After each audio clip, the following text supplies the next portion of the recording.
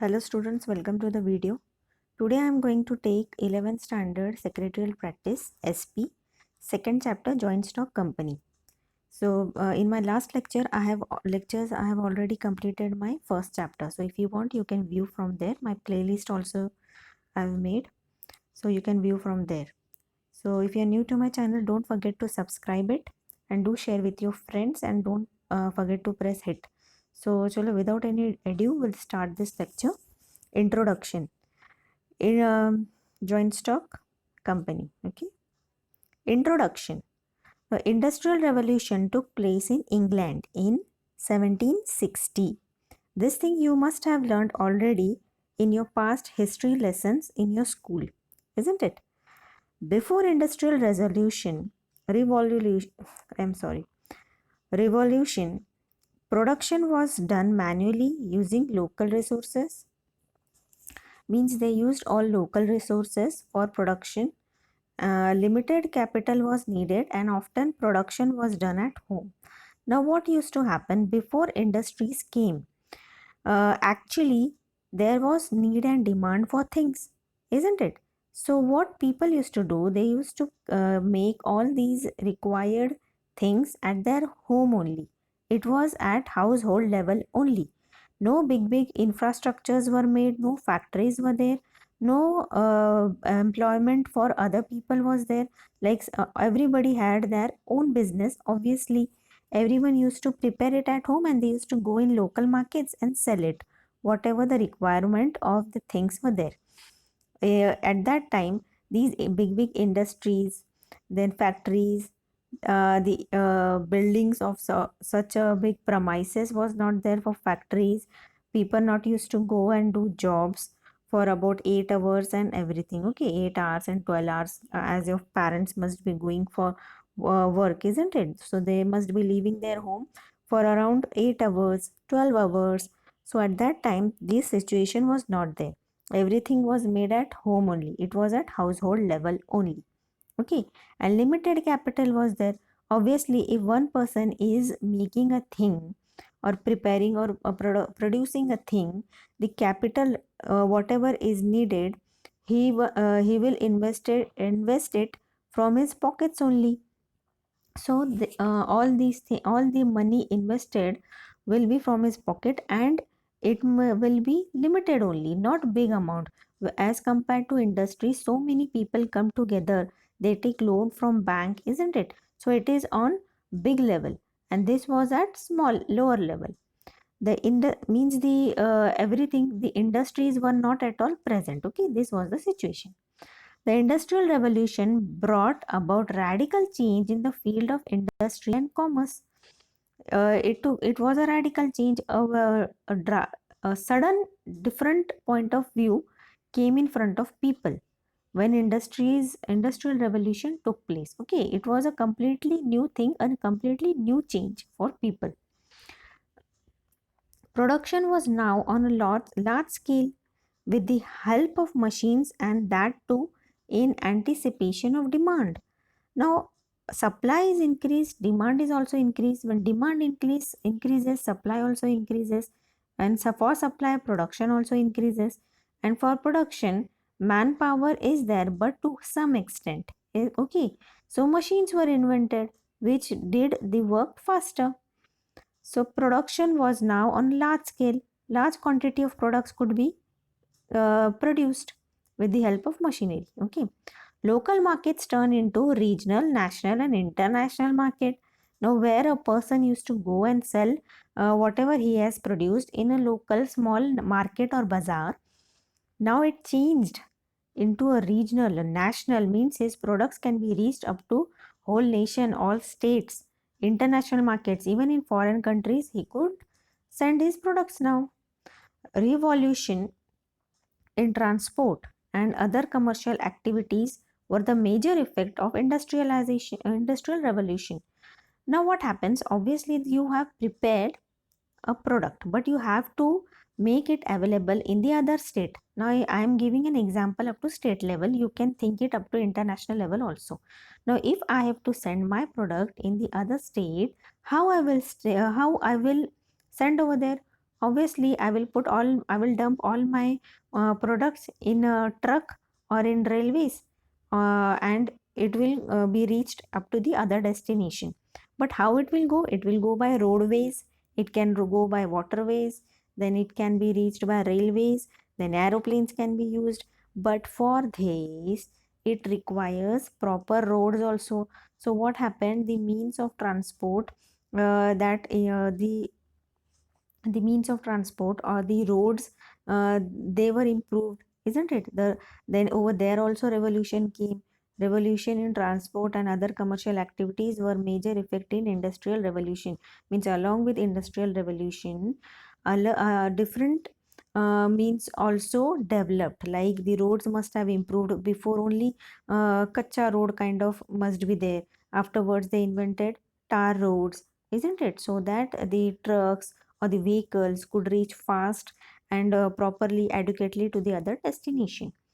To meet the new challenges of business, joint stock company form of business organization evolved. To meet the new challenges of business, now if you are creating a business, if you have started a business, so many people are involved in that business, joint stock company form of business organization evolved. Now some organization or some new idea has to be compulsory evolved, isn't it? Because so many people are coming to invest in that company. Now they are coming over there obviously for the what are their intentions? To earn profit, to give better service to the people, and to get more returns for whatever they are investing, isn't it? So now some name or some kind of tag has to be given for this kind of companies. So what they give? Joint stock company. Okay, I hope you have understood up to now the introduction which I have said. If there is any problem, confusion, do comment below. And how is the lecture? Do say okay down in the comment box. So now evolution of business organization. Let's see over here. In view of above given departments, the sole trading concern, joint Hindu family business and partnership firm proved inadequate to face the challenges posed by changing needs of commerce and industry. Thus, a new form of business organization, namely the joint stock company, emerged. Now, when there was the emergence of the business, when it was just emerging, invention was done, like of trading and everything. Firstly, the sole trading with concern was invented. Okay, now what is sole trading? You must have learned in past lectures also. Sole trading is only one per single person doing business. Okay, even your kirana wala has opened his shop, so he's a sole trader, he is working alone. Okay, so only one person doing business is a sole trading concern. Then joint Hindu family, a family of a member of like Bafna and sons. Okay, so and sons, it means whatever they are doing the business, it is only in their house, yeah, or in their family level only. No other people are involved in this. Then partnership firm.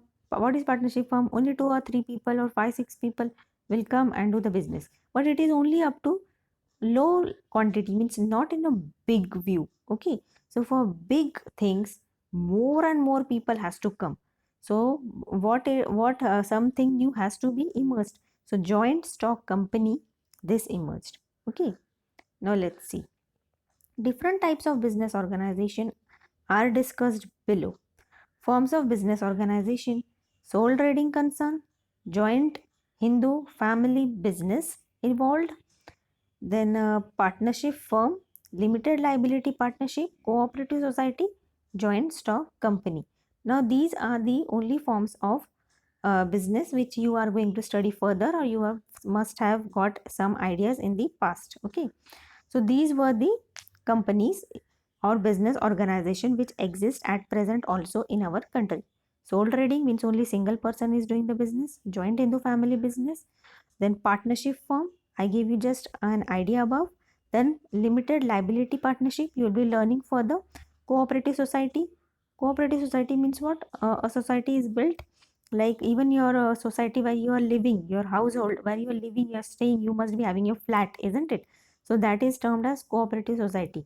Then joint stock company, MNC multinational companies can be termed as joint stock company. Let's see further. Now let's see learn more about Sole trading concern. Now, sole trading concern is a form of business organization. It is owned, managed, and controlled by one person.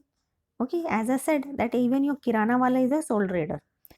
It is also called as one man business. Now, this can come in fill in the blanks. Okay, a person who conducts the business is called sole trader. Whoever the person working in this single person working is known as sole trader, is termed as sole trader. So from now, whenever we are going to speak about this person, we will we will say it as sole trader. Okay. Next, features. Let's see the features. Okay. There is no separate law or act governing sole trading concern, but it has to follow all the laws of land. Okay, whatever the laws of land are there, obvious laws, which that he cannot do some bad things. Okay, not go out of the way and do something different, and he can be not be termed as sole trader. So there is no separate law, specific law that you have to do, like as compared to other big companies, they have to follow too many laws. No laws are there for sole trading, but the land law, like he should not be cruel, not go in cruel ways and do business. Okay, bad business. Sole trading concern has only one owner. Capital contributed by sole trader is very small. Obviously he must have put money from his pockets. Okay, there is no division of profit or loss, as there is a single owner. Now he is the only person. So whatever profit is earned, that will go in this single person's profit pockets only. No more divisions is going to be done. Okay, like no partner is there, so it is not going to be divided. All decisions of business are taken by sole trader. Now he is only the boss, so he is only going to take the decisions. The proprietor or sole trader can ensure maximum business secrecy. Okay, there are few secrets, isn't it? When you start a business, there are a few secrets, few tactics to do the business. So all these things are limited up to sole trader only. There is no need for him to share it with other person or competitors. The liability of sole trader is unlimited. Liability means what? Anything udhar or something, if he is taking, like there is no such rules for him that only this much credit he is going to take or he is going to give. Okay, not give. Liability means whatever thing we have to pay in future, that can be termed as liability. Baki hai, paisa baki hai kisi ko dena, so that can be termed as liability. Okay, like it is a कर्ज on business. A Hindi word कर्ज. Udhar. This business does not enjoy a separate legal status. In legal terms, it does not enjoy any separate legal or level of status. Sole trading concern is not suitable for large scale business or operations. Now, obviously, it is up to a low level or single person only. Big organizations cannot do these things because, as I said, there are no specific law or act placed by government on these businesses. So if they do some bad things and it is done on a large scale, it is going to harm too many people. Okay, so that's why this law cannot be applied on big or large scale businesses. I hope you have understood this sole trading concern. Now next we'll be going towards joint Hindu family business. Now let's see what is this. Okay, when a Hindu undivided family conducts business. Okay, joint family, as you say. Nowadays, there are nuclear families, but past there, people used to be live together just for the business also. Okay, because all brothers and fathers, they used to build a business and they used to take care of it. So that was the problem also, that it cannot be divided and no nuclear families were there. The main motto was business also. Okay, not that saas bhau ka jhagda and all. Okay, when a Hindu undivided family conducts business inherited by it as per Hindu law, it is called a joint Hindu family business. Now, inherited means what? Dada ka dada, dada ka pota, pota ka pota. Like from पीढ़ी से चला आता है. दादा का business पापा ने संभाला, पापा का बिजनेस बेटे ने संभाला. ओके, नाउ बेटे का उसका बेटा दिखेगा. लाइक पीढ़ी से चलता है, it is inherited, okay, from from grandfather to father to father, then son and his son, sons and sons. You must have seen these tags, okay, Bafna and sons, this and sons, or these sons and business, or daughters, okay, sons. So these were the tag given for joint Hindu family business, means only those family, the blood relation people were involved in this business, okay. It exists only in India. This thing you cannot see in the foreign countries. It is governed by Hindu Succession Act 1956. This is very important. Keep a note of this. Okay. It is governed by what? Hindu Succession Act 1956. Means whatever rules and regulations were laid down, it was laid down by Hindu Succession Act 1956. Now features of this, let's see. Membership in the joint Hindu family business is by birth only. As I said, blood relation होना चाहिए. Every child born in the family become a member. All the families or all the family members are working together in this business. No outsider is involved in this business. Okay. The head of the family is known as Karta. Head of the family means what? Obviously, Dada. If Dada dies, then his son. That becomes Karta. Karta means father becomes Karta. The head of the family. He is looking after the business. He is the head. Okay. Like boss, CEO in short, in modern terms. Okay. He is the main person, head of the family. He is known as Karta of the business. Now, other members of the family are called as co-parsensors. These terms you will have to keep in mind, okay, whether these spellings and all you just look. Number of members, there is no limit, no minimum or maximum number of members. The number of members, obviously in a family you cannot say only these members will be partners and others, rest of them will not be, only my two sons will be partners and rest are not going to participate in the business. This cannot be said, no? This cannot be done. So that's why no limit, proper limit on minimum or maximum number is said. All family members are engaged in the business, obviously. The liability of Karta is unlimited. Unlimited, that only, as I said above, liability means what? Jo bhi कर्ज hai or whatever loan he has to take, it is unlimited. The liability of co-parsensors is limited. But of liability of co-parsensors means only the head of the family is unlimited liability, but the other other people working along with this business or the partners in this business, their liability is limited. Okay, means if they want some loan or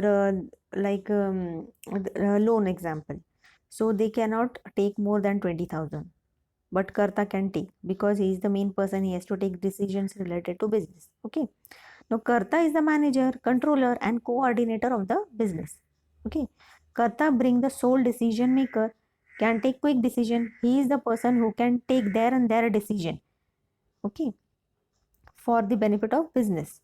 The profit sharing ratio keeps on changing depending upon the births and deaths in the family. More children are born, then more distribution of the profits has to be done. And if there is a death in the family, then obviously one person is minus. So his share will be distributed between the other family members. Now let's see further. Partnership firm. The business organization which is owned, managed and controlled by two or more persons is called partnership firm. Okay. Now, if there are two or three people which do not have blood relation also, like this also, even your friends are there, if they are not your friends, two or three persons coming together doing a business, that can be termed as partnership firm. Now the owners are called partners and the organization is called firm. The owner, the people who are working, okay, the actual Jita Jagta person, that is known as partner, and the organization is called the place where they are working or the thing they are doing is can be termed as firm. Then registration of partnership firm is compulsory in Maharashtra state. Okay, now in Maharashtra, registration of partnership firm is compulsory. Okay, this form of organization is governed by Indian Partnership Act 1932. Now you will have to take a note of this also. Now these two lines are important. Okay, Registration of partnership firm is compulsory in Maharashtra state, and this form of organization is governed by Indian Partnership Act 1932. Now let's see features. Okay, Indian business is started by an agreement between two or more persons. As I said above, number of partners minimum two. Now obviously at least two person has to come together. If only one is there, then he is doing sole trader. Okay, so at least two person should be there, and maximum 50 or for general business. Okay, maximum limit is given 50. The liability of partners is unlimited and it is joint and several.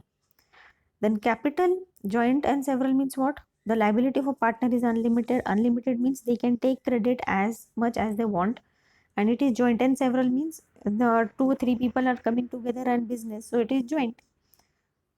So it can be termed as loan taken by 2 3. Not only one person is termed as taking loan.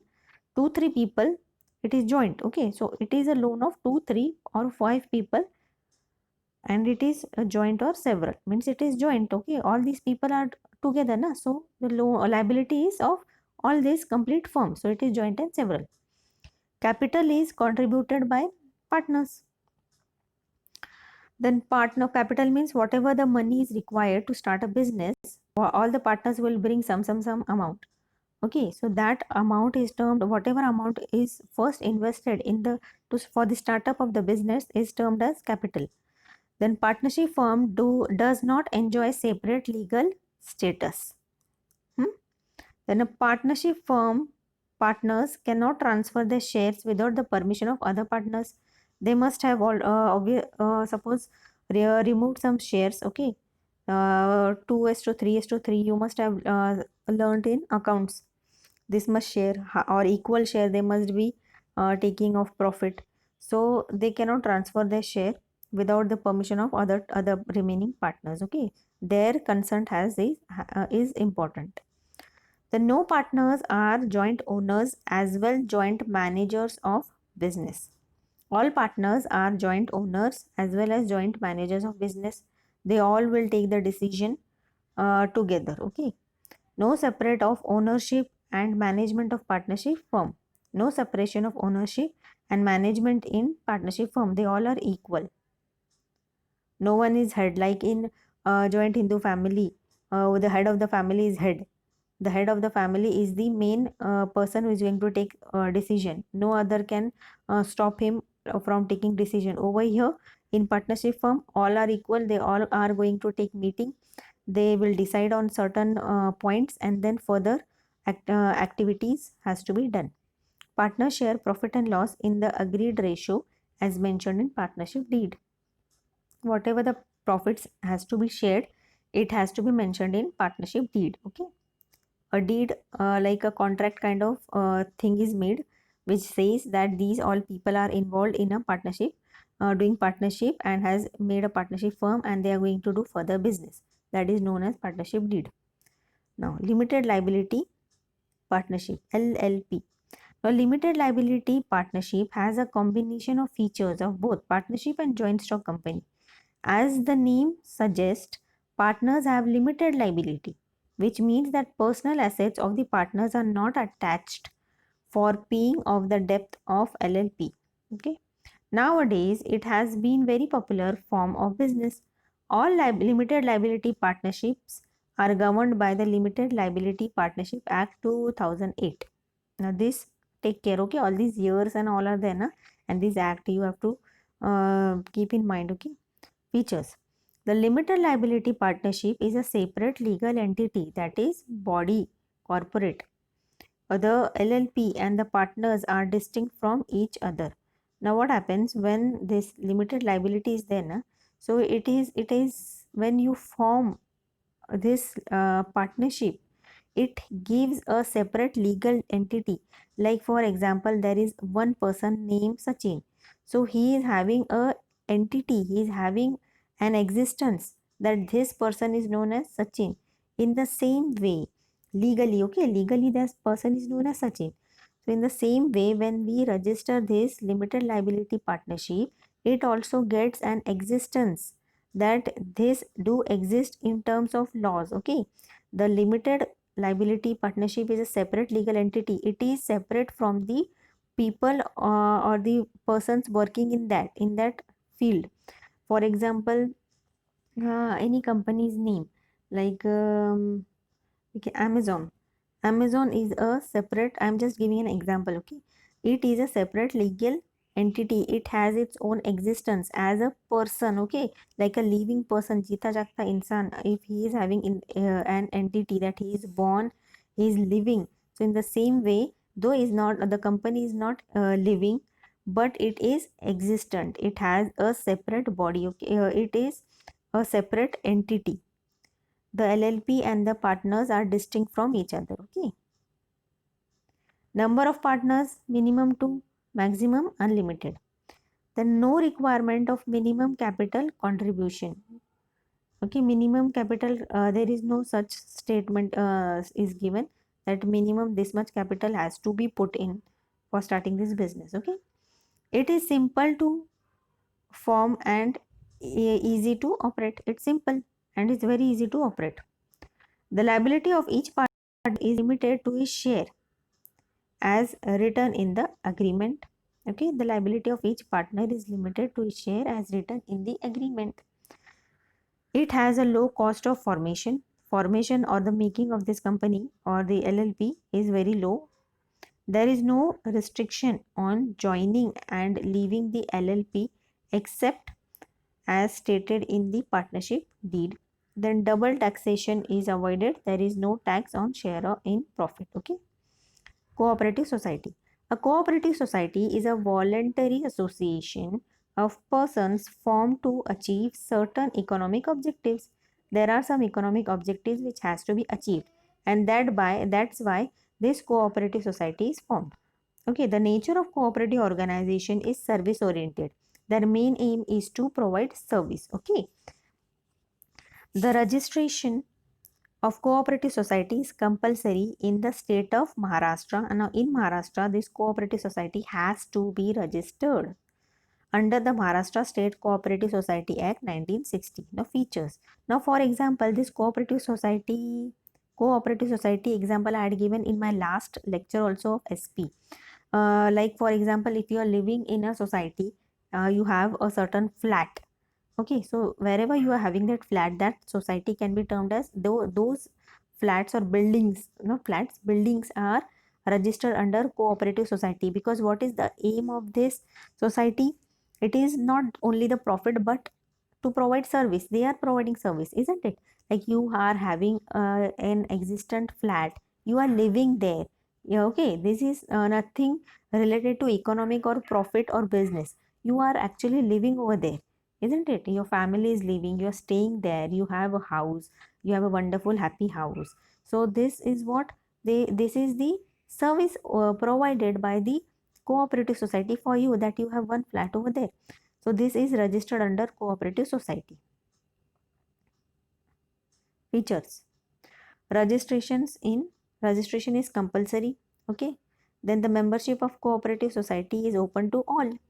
Membership, anyone can go and purchase the flat, okay.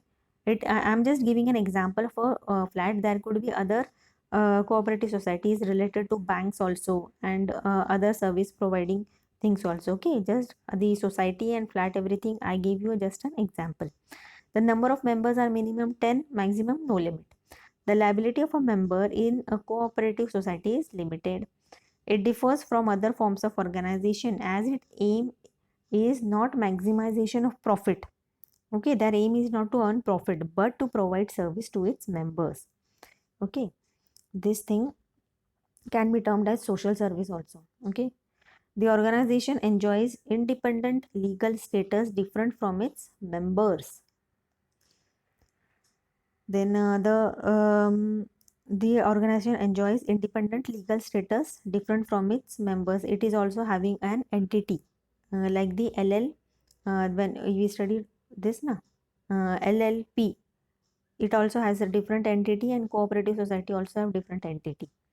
Then the organization enjoys independent legal status different from its members. Then 7, the management of cooperative organization is democratic in nature.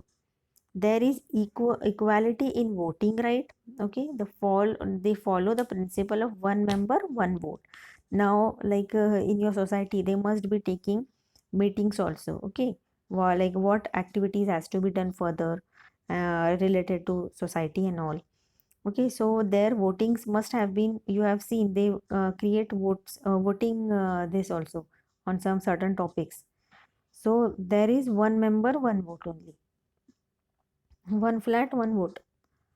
There is control and supervision by the state government on the working of cooperative organization. Now, a sole trading concern, joint stock family business, and partnership firm could not meet the requirement of large scale business organization. All of them have limited funds, no stability, unlimited liability, and lack of managerial ability. So, the joint stock company was established. This can be also said as multinational companies, isn't it? Like big companies, huge people are coming with huge investments and capital over here. Okay, like all their calculations are in lakhs and crores only. Okay, not in thousands. There is a big form of company we are will be seeing now. A joint stock company is a more formal form of business organization. It is capable of satisfying requirement of modern industry. It is more convenient form of business organization for the conduct of large scale business activity. It is for large scale business activity. Okay, big companies. This form of organization started in India in the 18th century. At present in India, we come across different types of joint stock companies such as public, private, government, statutory, etc.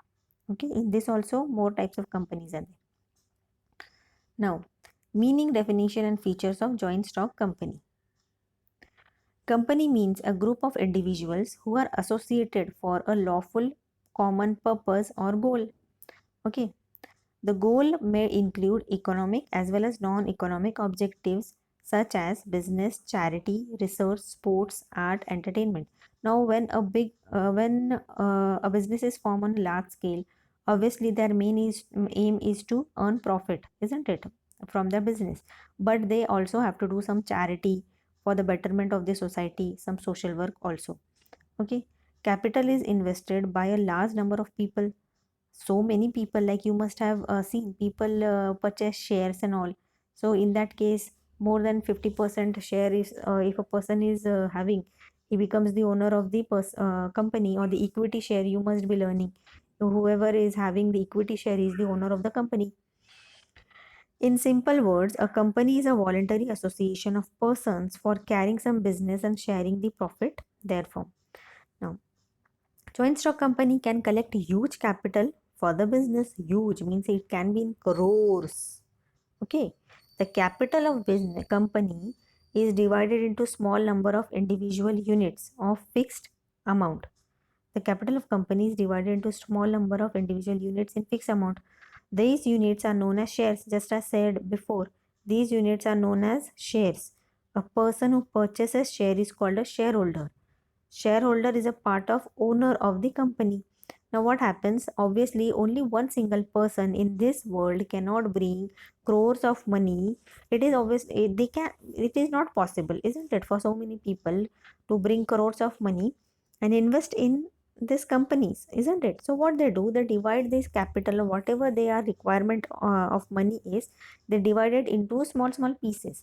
Like if they want I'm just giving an example. They are like they do it in crores. Like if a company requires 1 lakh rupee. Okay, so what they do, only 1 lakh or 1 crore rupee. They cannot ask, only one person cannot invest this big amount, isn't it? So they divide it into small numbers. Like 1,000 rupees ka one share they can give, and they can invite people to come and purchase this. So many people will come, thousands of people will come, they will invest thousand rupees. They'll one will Some will purchase one share, some will purchase two shares, some will purchase five shares of 1,000 rupees. So in this way they will collect that 1 lakh rupee which is required for the further business, isn't it? So the now whosoever is purchasing these shares, they become the shareholders. Okay, Now these shareholders are a part owner of the company also. You will be learning further. They are called as equity shareholders. I'm just giving an idea of it. Okay. The ownership of the company is with shareholders, while its day-to-day administration is in the hands of directors who are the elected representatives of shareholders. Now what happens? These shareholders who become the owner, they elect some administration who is going to take care of the working day-to-day working of the company or the business. So the directors are collectively known as board of directors. So all the who is looking after the company, they are known as board of directors. The portion of profit of the company distributed among the shareholders is known as dividend. Now when they have obviously invested thousands of money in this company, they are expecting some returns from this company. So the returns of this after purchasing share is known as dividend. Okay. Definition of joint stock company. According to Section 220 of the Companies Act 2013, company means a company incorporated under this act or under any previous company law. It means every organization would get the status of a company if it is incorporated under the relevant law as a company before or after the enactment of the Companies Act 2013. I am just reading this, okay? These are only definitions. According to Professor H.L. Henry, a joint stock company is a voluntary association of individual for profit. Voluntary means single, okay? Voluntary, so having its capital dividend into transferable share, the ownership of which is the condition of membership. The above definition reveals some of the important features of the company.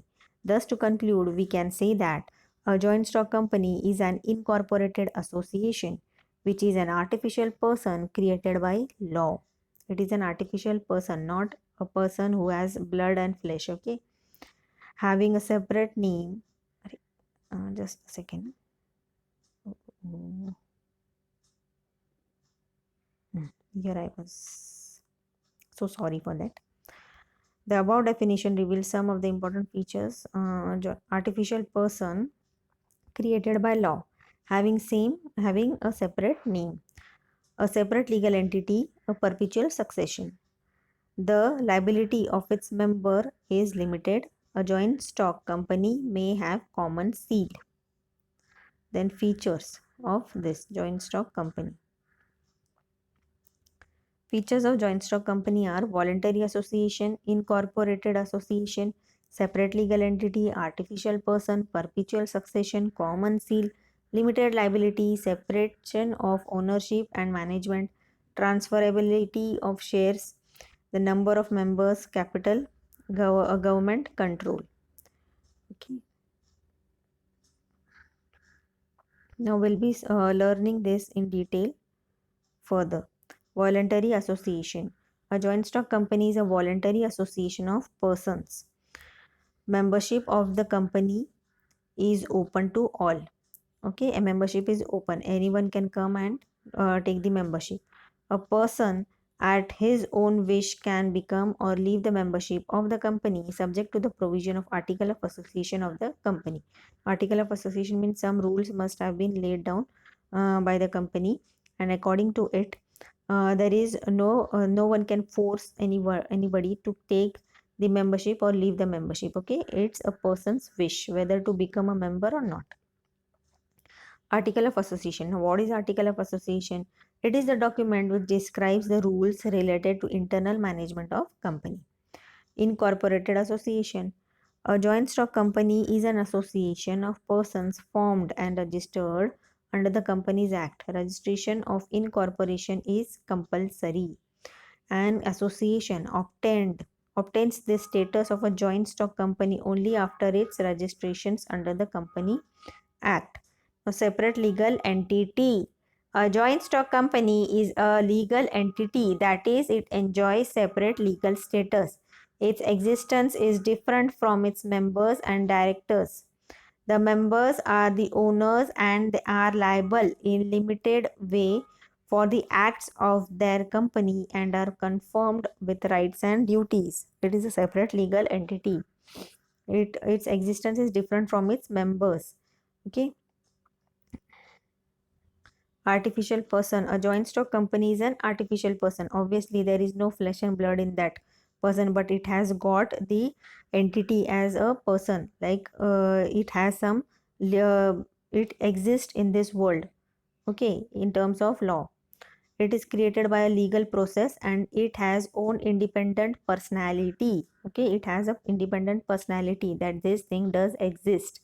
It enjoys certain legal rights like a person, that is enter into contract, purchase and sell assets and property, appointment persons as employees, etc. But it cannot act on its own like a natural person, as it is an artificial person.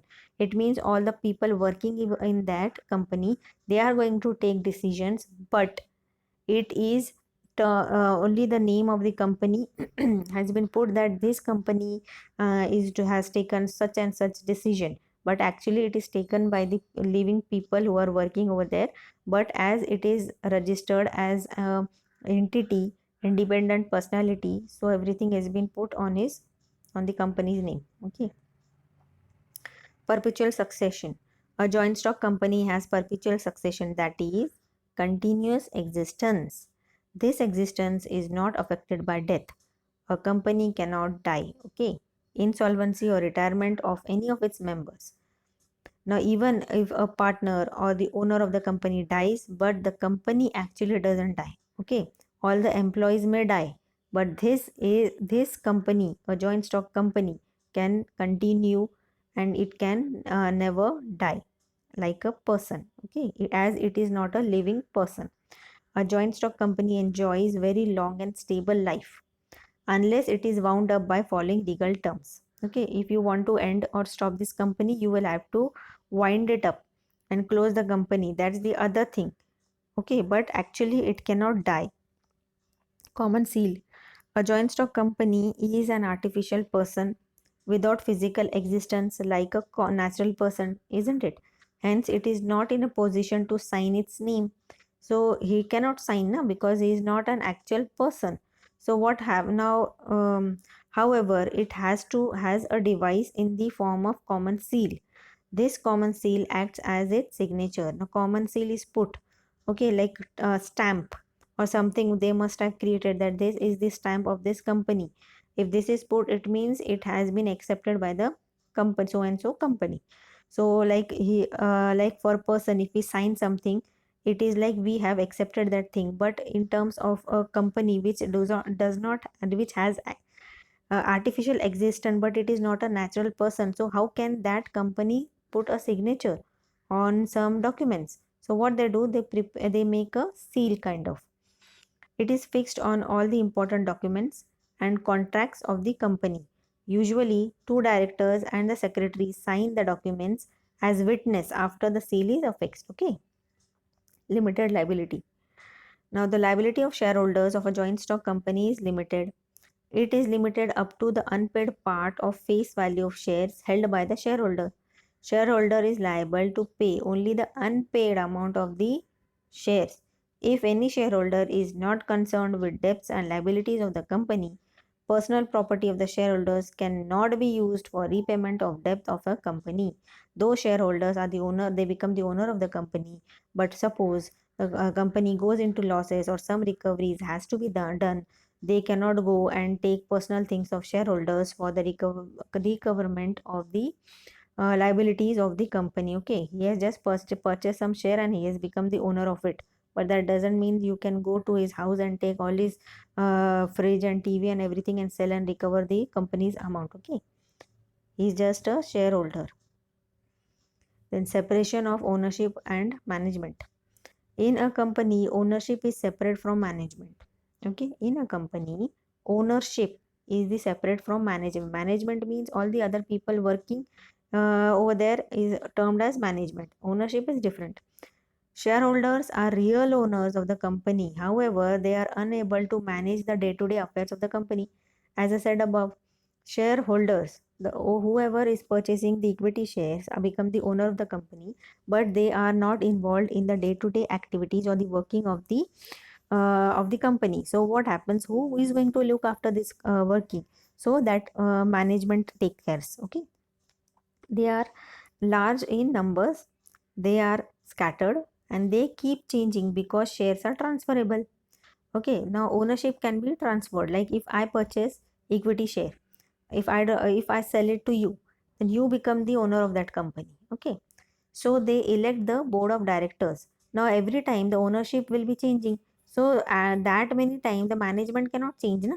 So isn't it, if you have to take care of the company and you are just selling your shares from one person to another, that many times the management or the working cannot be changed, otherwise the flow of the company will be not smooth. So what happens, they elect a board of directors and they take care of the working of the company. Okay, they took, so let's see they what they have written. So they elect the board of directors to look after the management of the company. All policy decisions are taken by the board of directors. Okay, now whatever internal decisions has to be taken, it is taken by board of directors. Transferability of shares. The shares of public company are freely transferable. A shareholder can sell shares as and when he desires. As I said above, membership comes to an end once the share are sold. Okay, membership comes to an end. Now, if I sell it to you, then I am not concerned with that company. Now you are concerned. Shares of private company are not freely transferable. Public company share is freely transferable, but private company shares are not freely transferable. Okay, the number of members. A joint stock company is usually owned by a large number of persons. A private limited company must have minimum 2 members and maximum 200 members. A public limited company must have minimum 7 members and there is no limit on the maximum number of members. Capital. A joint stock company can raise huge capital due to large number of members. Huge amount of capital can be allocated by the company in the form of shares, debentures, bonds, public deposit, etc.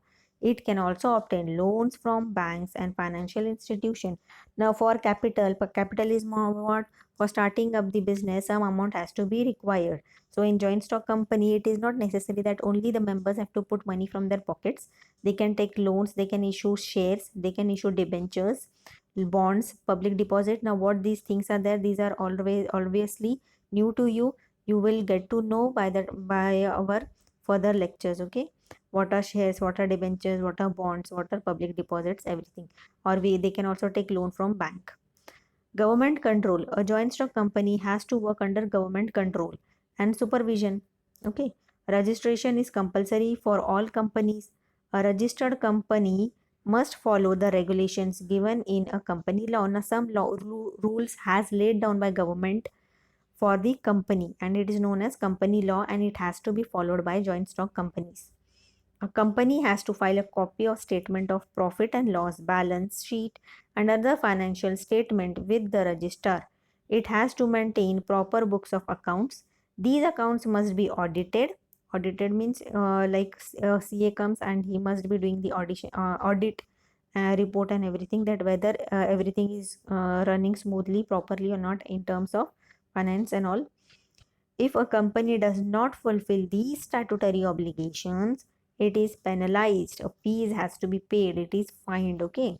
This control is essential to protect the financial interest of all small investors because so many people are investing their money.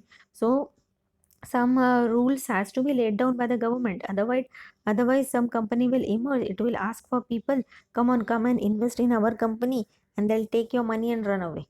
This shouldn't happen, na?